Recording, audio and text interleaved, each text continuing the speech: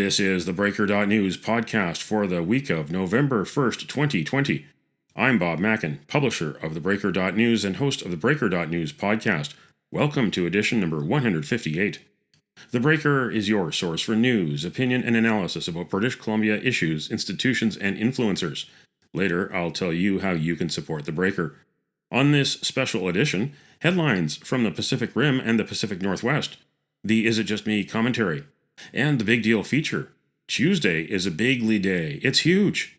I preview the U.S. presidential election with Camille Mitchell of Democrats Abroad Vancouver, Alexandra of Trace and the Bribe, Swindle, or Steal podcast, and Brian Calder of the Point Roberts Washington Chamber of Commerce. I'll also award a virtual Nanaimo bar to a person who's made a difference. Now, is it just me? I'm Joe Biden. I'm Donald J. Trump. We hold these truths to be self-evident. All men and women created by you know the thing. And God bless the United States. Is it just me, or is America's worst reality TV series about to be cancelled? I'm here to tell you that it will be by dawn on November 3rd because it'll be Biden moving into the White House. In an out-of-control year, American voters will try to take control. Voters vote out instead of vote in their leaders. It will be a landslide for Biden and Harris. Lightning will not strike twice for Trump and Pence. This will become the trending phrase on Twitter, Trump's favorite communications channel. And now you can say, you're fired. So that's my fearless prediction. When have I been wrong before? The 2011 Stanley Cup, the 2017 British Columbia election, Super Bowl 49. Never mind. But Americans, one way or another, will wake up the next day with little else changed. The coronavirus pandemic, economic chaos, racial division, the environment, those problems will remain unsolved for some time. Not to mention the national security threats from Russia's Putin and China's Xi. So good luck, Joe Biden. You're going to need it. What do you think? Email Bob at theBreaker.news.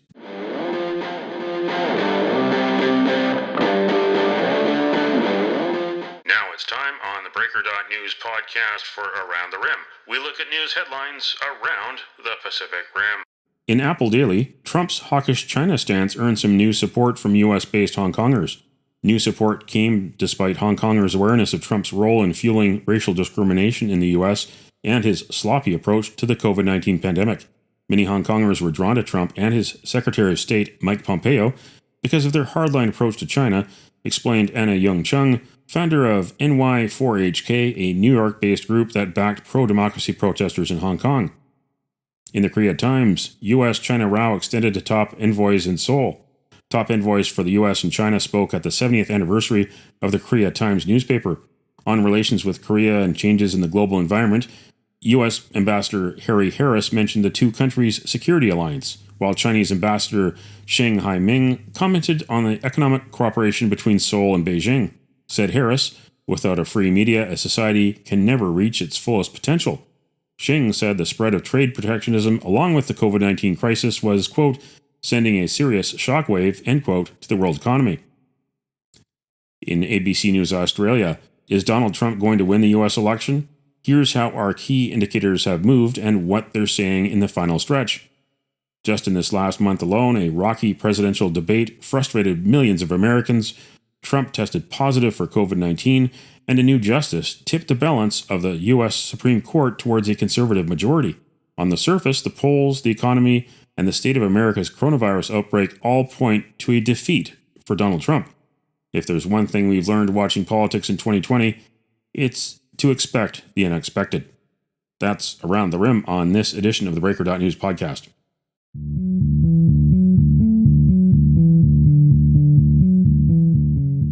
Now it's time on the Breaker.news podcast for Cascadia Calling. We look at news headlines around the Pacific Northwest. In the Oregonian, why did an Oregon health official dress up like a clown and read off the coronavirus death toll? Dr. Claire Pochet, a public health physician with the Oregon Health Authority, kicked off the Halloween safety video by removing her surgical mask to reveal a full face of clown makeup, somewhat reminiscent of the Joker, one of Batman's creepiest rivals. The Oregon Health Authority later said it regretted that 3 new COVID-19 deaths were announced during the Halloween-themed Facebook Live event. In the Seattle Times, Spokane Spokesman Review will drop endorsements, unsigned editorials. The editorial published over the weekend in the newspaper endorsed President Donald Trump for re-election. The endorsement was attributed to the newspaper's editorial board, which is one person, publisher Stacey Cowles.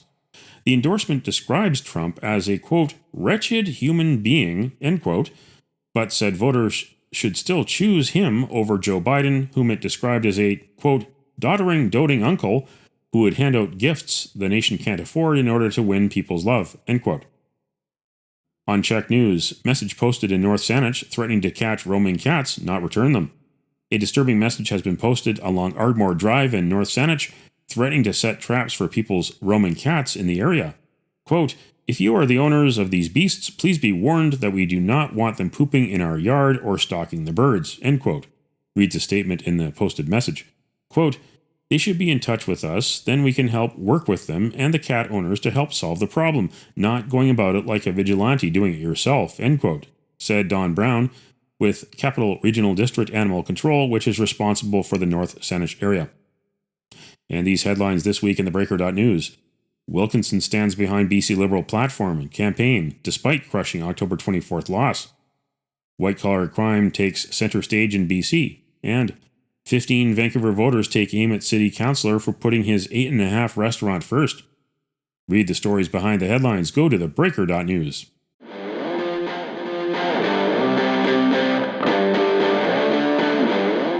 This is the Big Deal feature on the Breaker.news podcast.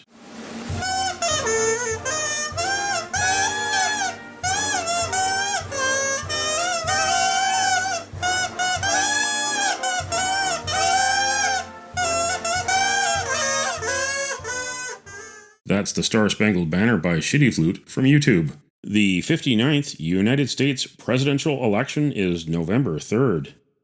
I spoke with Camille Mitchell, an actress originally from California. She lives in Vancouver and is on the board of Democrats Abroad Vancouver, the local chapter of the Democratic Party. She's obviously hoping for Joe Biden to become the 46th president of the USA. First, I asked Camille about the amount of American voters in southwestern British Columbia, the biggest concentration of Americans outside the U.S. Yes, in fact, I think those numbers have grown. I don't have the exact numbers, but now with the film industry, we have a lot of Americans who are spending a lot of time up here. And if you work, study, you don't have to. You don't even have to be an immigrant here. You can just vote from here. You can get your ballot from here. It all works out. But we were very disappointed in 2016. We only had, with Democrats Abroad Canada, 5% turnout, but I have to say, I'm really pleased to say that we have a 90% increase in membership in Democrats Abroad since 2016. And of the Democrats Abroad members here in Canada that we've reached out to, 78% are engaged in voting. They've either requested a ballot or they have actually voted.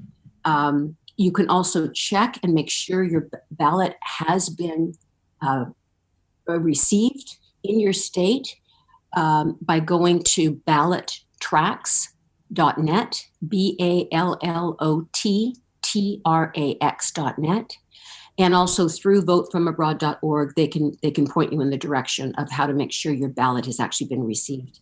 You alluded to the concentration of Americans in Nelson. You also alluded to the concentration of Americans in the Vancouver area, especially working in the film industry. Is there a certain demographic sketch of who the Democrats Abroad are in British Columbia? It's a really diverse group. And what's interesting is I'm always amazed at how many are from red states. I don't know why, but it always surprises me. But I would say the demographic we cover, the Democrats Abroad Vancouver covers pretty well. It covers all the Lower Mainland and and British Columbia, with the exception of Vancouver Island. Victoria has its own chapter, which is extremely dynamic as well. And I would say, we do have a lot of members who came up during the Vietnam War, who came up as conscientious to the war. But we also have a lot of young people now who are UBC at SFU. It's very exciting how their numbers have increased dramatically since 2016. I think any apathy that we experienced in 2016 has gone. I feel a real, there's such an energy from the members we have. They're all different ages now. I would say maybe a few years ago, they might have tended towards older members, but now it's definitely, we have a huge contingency out at the universities, and they're doing amazing work. So it's really hard to say, because we have just a mixed bag, from students to retired people to, very active people in tourism and business, and it's great fun to join, because you do, even with COVID, we're having a lot of Zoom participating events, and it's exhilarating to meet other people with the same commitment that you have to, especially to this election. And and moving forwards too, Bob, we will have the 2022 elections for the Senate and the House, which will be so important. So we're going to keep pushing and trying to, engage our membership and find new members, because it is so important as we move forward, to keep up this blue wave. Yeah. So, it's not over with this election. We've still got another big fight for the Senate and the House in 2022, which will be also take a lot of energy to register voters and get people engaged. And finally, how will you and your family and friends, and how will Democrats Abroad get together on election night on November 3rd? Well, we have a national Zoom call that Democrats Abroad members are invited to, and anyone who would like to join us, we welcome you. There's no fee to join Democrats Abroad. As I said, it's totally a voluntary operation. We welcome you. And we welcome friends, Canadian friends, to come on the calls. If you go to Democrats Abroad Canada, you'll get a lot of information. Democrats Abroad Vancouver. We also have a meetup page, Democrats Abroad Vancouver Meetup. We're on Facebook and Twitter. And please just go to Democrats Abroad Vancouver for local events and so on. I personally am going to be with family and a few friends. I'm hoping it's not going to rain, because I think we're actually going to put the TV outside and bundle up and get the fire pit going. And I'm going to bake some election cake. Oh, there's a fun bit of trivia for you, Bob. Apparently, in the early days of voting in the United States, it was such a Puritan country that they didn't celebrate Christmas or anything ornate, but Election Day was a huge holiday.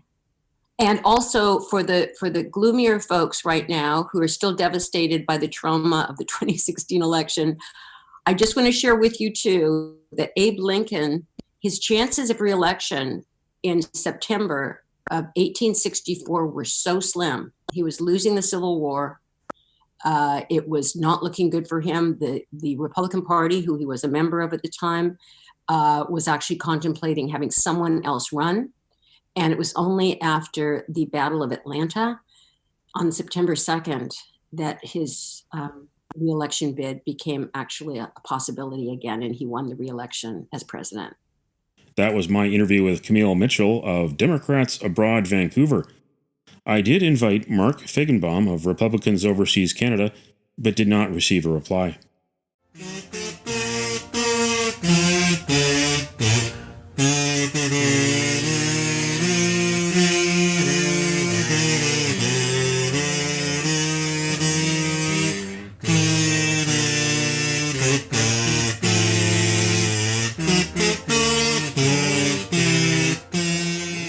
That's the Star-Spangled Banner by Florio from YouTube. Joining me from Annapolis, Maryland, to talk about the presidential election is Alexandra Wrage of Trace, which provides anti-bribery compliance support to multinational companies. Alexandra Wrage is originally from North Delta, BC.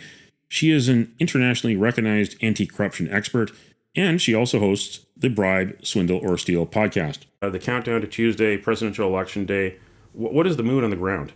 So I think it's most easily summarized as anxious. I returned from Vancouver to Annapolis about 4 weeks ago, and the region is almost pulsing with anxiety. I think probably on both sides. But what's sort of fascinating to me is even as the polls reflect a likely Biden win, people are terrified that the polls are wrong again, as they were in 2016, and equally terrified that there won't be a free and fair election, that the results will be manipulated. And if that's not enough, people are concerned about violence in the aftermath of the decision either way. In 2016, Donald Trump ran on a platform, his famous slogan, "Drain the Swamp." And we are going to end the government of corruption, which it has definitely been. And we're going to drain the swamp in Washington, D.C. The swamp seems to have gotten deeper and murkier since then. He's kept the FBI busy. He's used the presidency to build his brand. He's used the White House for campaign purposes. All three warning signs. Where do you fall in this? What has he done when it comes to anti-corruption? There isn't any way in which the swamp has been drained. There isn't anything at all that I can point to, and I would like to be able to, just for in the interests of balance. The anti-corruption world has sort of ticked over the law here, the Foreign Corrupt Practices Act. There have been some cases coming out with respect to that, but most of those predate this administration. They entered the pipeline before. And then, as you point out, the things that are sort of more interesting to the general public, the abuse of the office for campaign purposes, that's the Hatch Act. The president's daughter is routinely accused of violating that, and it's just reached the point where nothing happens. We send out the information and we log it, but absolutely nothing changes. There's also the use or abuse of the president's businesses to secure money from foreign officials, a violation of the emoluments clause. And that's particularly worrying. In Dan Alexander's book, he talks about the Qatari Sovereign Wealth Fund renting space from Trump, or a building that's 30% owned by Trump, in the aftermath of a decision that benefited Qatar, and then not moving anybody into the office space. So there's this very expensive space in California that is being paid for by a government entity, a foreign government entity, after a favorable decision, and then not used. So it's difficult not to conclude that wasn't just a move to put money directly into President Trump's pockets. And we've seen similar behavior with the stream of government officials booking suites in his hotel, in some cases using them, but in many cases not using them. So we were concerned about how a businessman president would balance the interests of his business against the interests of the presidency. And it's definitely come down on the side of his personal business interests. Now, there are questions on the other side about Joe Biden's international business dealings, his son and his brother especially, and whether they profited on him being vice president and possibly could profit on him being president. Glenn Greenwald quit The Intercept this week over a story that was spiked about that and about the media coverage of it. It seems to be quite a murky story with a lot of loose ends, but it still does raise an important and interesting question about how people close to a public official can profit in dealing with foreign governments. Yeah, absolutely. I am an enormous fan of transparency. That's what my career has been built on. And if there is an important story there, the public should hear it. I read his letter of resignation. I read The Intercept's response to that. It sounded, based on my reading of those, as if the story wasn't fully baked and that it was spiked for that reason. I'm not an expert on it, so I won't go beyond that, except to say that, yes, there is an enormous risk with any politician that they will profit from their office. And we need to tighten the rules around that to ensure that doesn't happen. We don't just need to tighten them, we need to enforce them, embody them in a law, as opposed to the norms that the Trump administration has just trampled all over. One of the most common phrases in the early days of the Trump administration was, President Calder put his peanut farm into a blind trust. Those were the days when the norms were observed, and we learned very quickly under a Trump administration that they were just norms and they could be ignored, and there would be no repercussions for that. It is my hope that if we have a Biden administration in January, that he and the Democrats will make good on insisting in the future on transparency around tax returns and on a much greater funding and enforcement of the ethics office to ensure that the public knows what's happening and can make decisions based on that, but also that the business dealings are reined in. That was Alexandra Aragi, president of Trace and host of the Bribe, Swindle, or Steal podcast. She joined me from Annapolis, Maryland.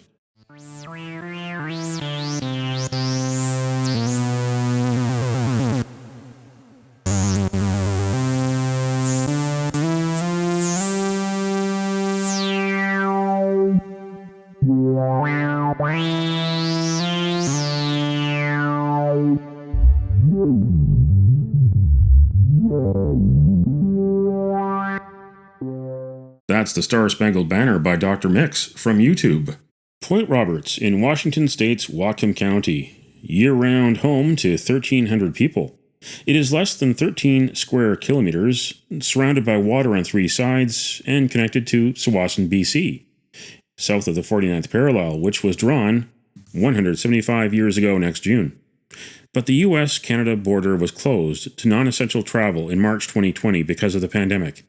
The people of Point Roberts are isolated, and one of them is Brian Calder, the president of the Point Roberts Chamber of Commerce.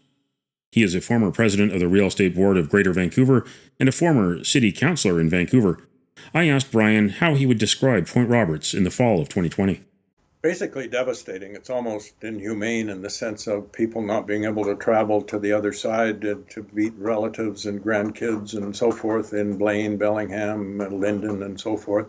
Locked down here. The only way you can get out is to go self-quarantine for 14 days if you do go back to Canada, which half the people here are dual citizens, so they can go into Canada, but they have to lock down for the 14 days. It's been devastating for our kids because a lot of them went to school in Delta, Ladner, and Richmond, and so they've had to leave to continue their education, and some are farmed out with relatives in Abbotsford and Cloverdale and Richmond and so on. And we've lost probably 23 to 25 kids are gone from here because of the lockdown, the border. How has it harmed the economy? You're, of course, with the Chamber of Commerce. Absolutely devastating. Our Canadian contingent supplies 85%. 85% of our economy is driven by Canadians. 75% of the properties here are owned by Canadians. Our water comes from Canada. Our electric power comes from Canada, BC to be specific, Greater Vancouver, BC Hydro, the Greater Vancouver Water District. We're basically the influence of Canadians. It drives this whole market, and the businesses here have to make their income to sustain themselves through the winter between mid-May and mid-September, which is when the Canadians, and we swell to 5,000 people, they leave a lot of money here. You mentioned the marina. The marina is 850 stalls, and it's down to about 250.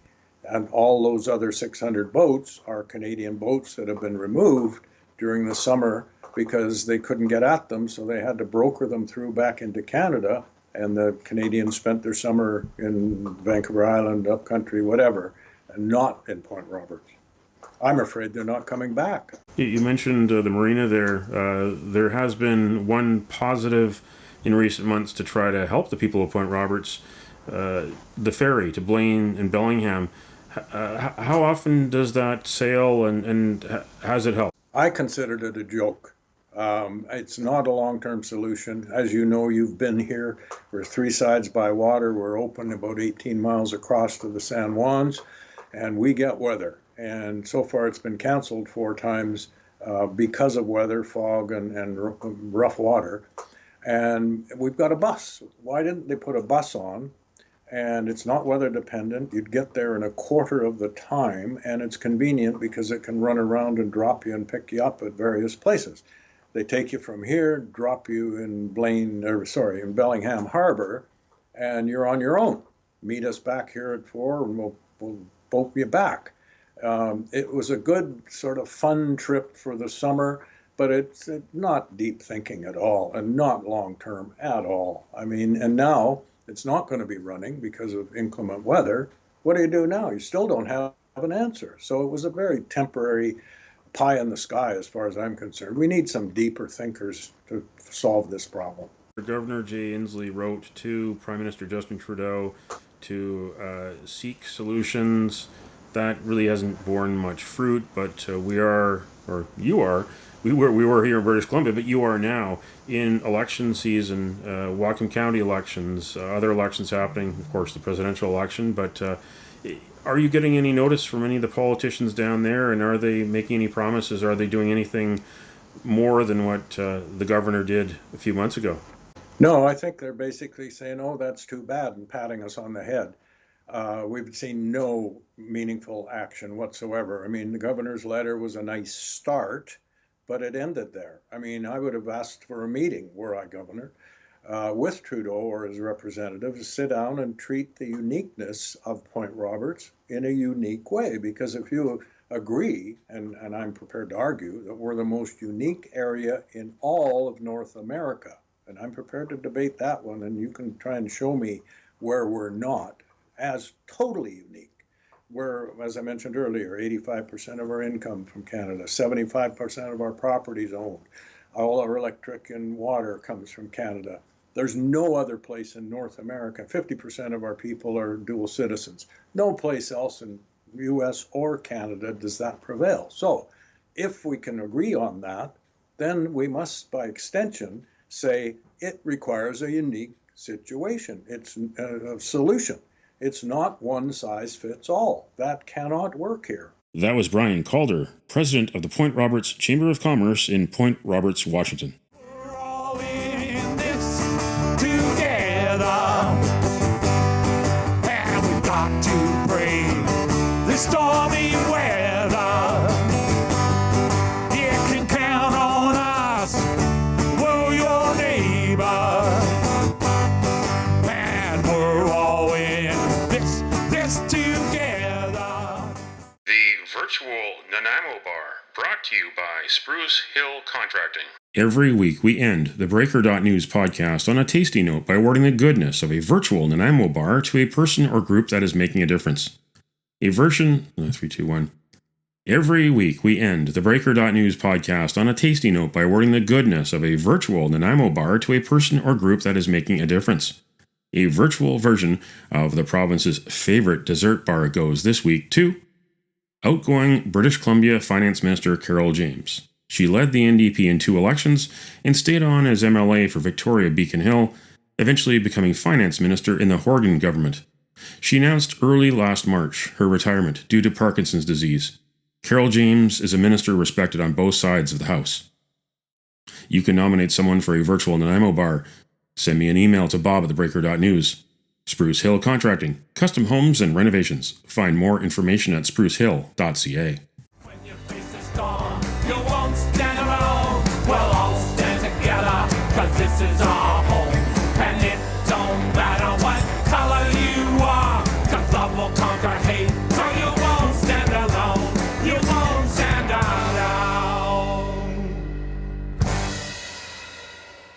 That's it for the Breaker.news podcast for the week of November 1st, 2020.